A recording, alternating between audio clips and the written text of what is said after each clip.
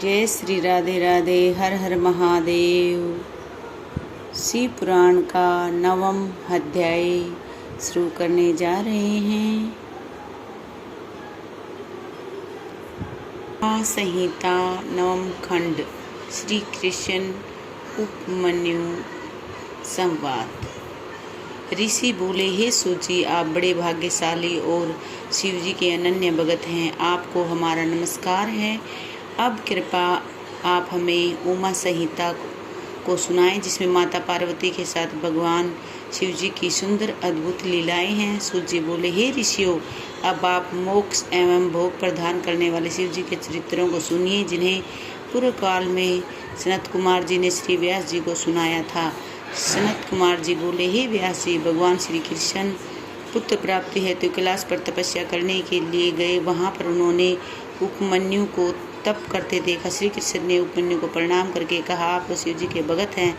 मैं भी पुत्र प्राप्ति हेतु शंकर भगवान की आराधना करने आया हूँ, इसलिए आप मुझे शिव जी की महिमा बताएं, जिसे भक्ति में होकर मैं तपस्या कर सकूं। यह सुनकर उपमन्यु बोले, हे श्री कृष्ण, एक बार मैंने तप करते करते भगवान शंकर जी के दर्शन किए तो देखा कि ब्रह्म आदि देवता उनकी सेवा में लीन है। मैंने शिव जी के पास अनेक गुहा एवं परम दिव्य अस्त्र शस्त्रों को देखा। शिव जी का त्रिशूल तो इतना तेजस्वी है कि वह समुद्र को भी सुखाने की क्षमता रखता है। इस त्रिशूल के द्वारा ही भगवान शिव जी ने लवणासुर का वध किया था। मैंने त्रिशूल के अतिरिक्त उनके पास फरसा भी देखा था।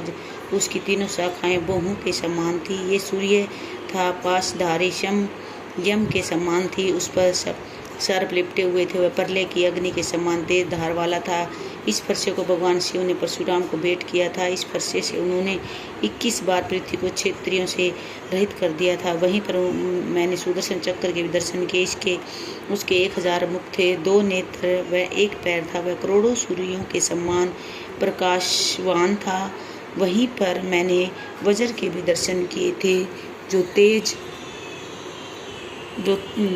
तेज धार वाला चमक रहा था। मैंने वहाँ पिनाक नामक तरकश युक्त धनुष के दर्शन किए थे। तदंतर शक्ति, तलवार, तेजस्वी पाश, अंकुश, गदा और लोकपालों के अनेक अस्त्र शस्त्र भी मैंने देखे। वहीं पर हंस युक्त विमान में ब्रह्मा जी को बैठे देखा। वे शिव जी के दाहिने ओर बैठे थे। गरुड़ पर सवार विष्णु भगवान आयुधों सहित बाईं ओर बैठे थे। स्वयंभू आदि मनु, भृगु आदि ऋषि था। इंद्र आदि देवता भी वहाँ उपस्थित थे। भगवान शिव के समान नंदी त्रिशूल लिए बैठा था।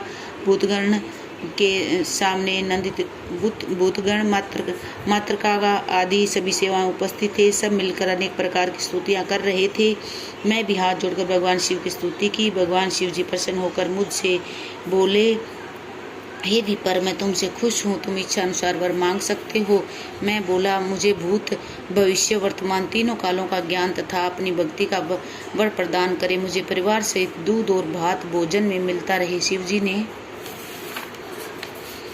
जी ने तथास्तु कहकर मुझे क्षीर सागर के पास रहने का वरदान दिया और बोले कि तुम बेवस्त कल्प को देखोगे। हे मुनि, मैं हमेशा तुम्हारे पास रहूंगा।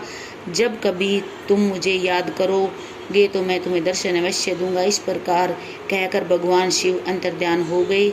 हे श्री कृष्ण, शंकर भगवान की कृपा से मुझे तीनों कालों का ज्ञान प्राप्त है। भगवान शिव ही दृष्ट प्रधान पुरुष और सर्वेश्वर है। उनकी कृपा से सब संभव है। आप पुत्र की प्राप्ति के लिए शिव जी की आराधना कीजिए। बोले शिव शंकर भगवान की जय। शिव भक्तों का आख्यान। अब है शिव भक्तों का आख्यान। कौन कौन शिव जी के भगत हुए हैं। जैसे हिरण्यकश्यप के घर प्रहलाद पैदा हुआ था। शिव महात्म्य वर्णन है। फिर शिव जी की माया का वर्णन। ऐसी छोटी छोटी कथाएं हैं जो आप ये जरूर पढ़ना। शिव पुराण पढ़ने से सब मनोकामनाएं पूर्ण होती हैं। जो भी आप मनोकामना बोल करके पढ़ोगे वे अवश्य पूर्ण होगी। लेकिन सबसे अच्छा होता है बिना स्वार्थ की जो कथा पढ़ते हैं, तो भगवान अपने आप ही हमारी मनोकामना पूर्ण कर देते हैं। और ऐसे ही शिव जी भगवान की सेवा में लगे रहना और ये कथा सुनते रहना और तानिया एक्टिविटीज़ चैनल से जुड़े रहना। मैं फिर दोबारा से बोल रही हूँ, कृपा करके चैनल पे नए हों सब्सक्राइब करें, कमेंट करें, लाइक और शेयर करना बिल्कुल भी न भूलें। कमेंट में हर हर महादेव या राधे राधे ज़रूर लिखें। जय श्री राधे राधे, हर हर महादेव।